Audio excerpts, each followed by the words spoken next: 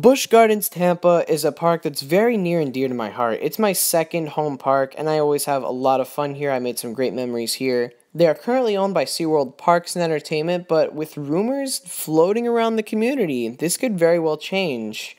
This park is very versatile, and they could go in many different directions regarding their future, whether they're going to focus on family rides, thrilling rides, or just become a zoo. I'm going to go through what I think could be all of the possibilities for this park's future. Who knows, maybe SeaWorld will get their stuff together and they'll keep them. Who knows, maybe another chain will buy them out. Maybe they'll go independent. Who knows, guys? This could seriously go anywhere, and I'm going to go through what I think are all the possibilities and what I think will happen throughout those main four possibilities. So, let's say they stay with SeaWorld. What happens? Well, if this happens, which is probably the most likely case, they're going to stay relatively similar to the way they are now. They're going to have great coaster lineup while maintaining an animal zoo, a safari, and many other family attractions and thrilling attractions. They would stay very versatile. They would stay appealing to that Florida crowd. They could very likely add a new coaster within the 5 years. What could it be? I personally think this park is kind of hard to predict for what they could get for their new coaster. They could go with the family wooden coaster. That seems to be a little bit of a trend for Florida and SeaWorld as a whole, with Invader opening last year.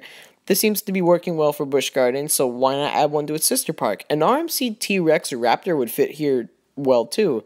Maybe a new layout that focuses on airtime, because this park is in desperate need of an airtime coaster. Now, RMC Gwazi probably will not happen at this point. That's why I think a Raptor or T-Rex is a more viable option. I also think an RMC ground up, I can't see this park getting one. I always thought a Chance Morgan Hyperedge GTX would be an excellent fit here as well, but knowing the Florida park goers, I don't think this would draw as big of a crowd, because let's face it, SeaWorld needs some money right now, so if they invested big and they put like a big coaster or like a innovative coaster, they would go for it. But with just a Chance Morgan Hyperedge GTX, I don't think that would really draw in a big crowd, so I don't think they would really go with that one. And of course, most park goers are GP, so whatever. We could also see a highly themed Mack Big Dipper go here, because everyone loves theming and inversions, right? Or maybe even some sort of Gerstlauer coaster, who knows.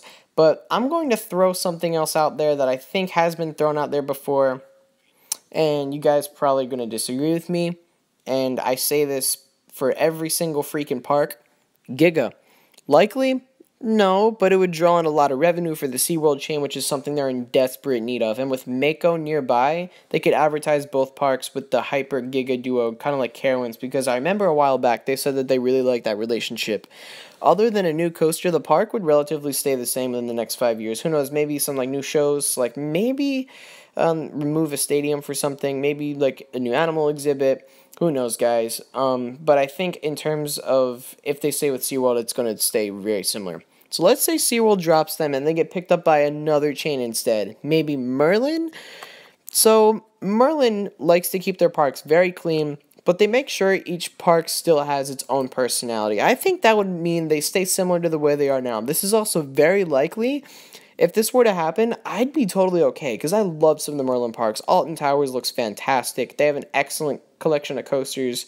Very beautiful park. So they make sure each park still has its own personality, and I'd be okay with this one.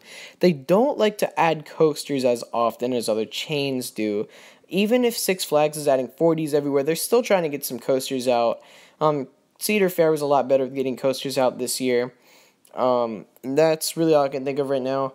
But this, I think, I'm not sure what they would do in terms of new coasters, but lately they've been adding lots of B&M wing coasters and dive coasters across the chain. Well, B&M, yeah. So maybe they could go with something here. Maybe they could add a GCI, because they're adding a GCI to Alton Towers, so who knows. But often the coaster lineup they have now is fine. In case if they don't decide to add a coaster, the coaster lineup they have now is fine. So maybe they could add some flat rides with Merlin, but who knows. Now let's say worst comes to worst and all of that fails. What happens? Six Flags comes in and picks them up. They release some of the animals. Rides become rethemed and renamed. Kumba becomes Superman Escape from Krypton. Montu becomes Batman the Ride. Cobra's Curse becomes Harley Quinn Spinsanity.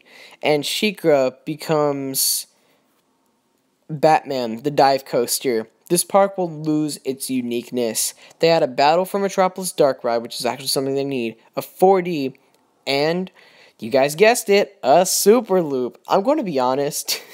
I'm going to be brutally honest. This park needs more flat rides and a dark ride. If this happened, I wouldn't really be mad.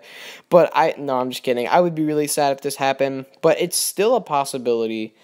Because Six Flags has been interested in buying some land to build a park in Florida. I remember a while back in 2014, I saw some articles on it. I don't know if they're real or not, but the plan never went through.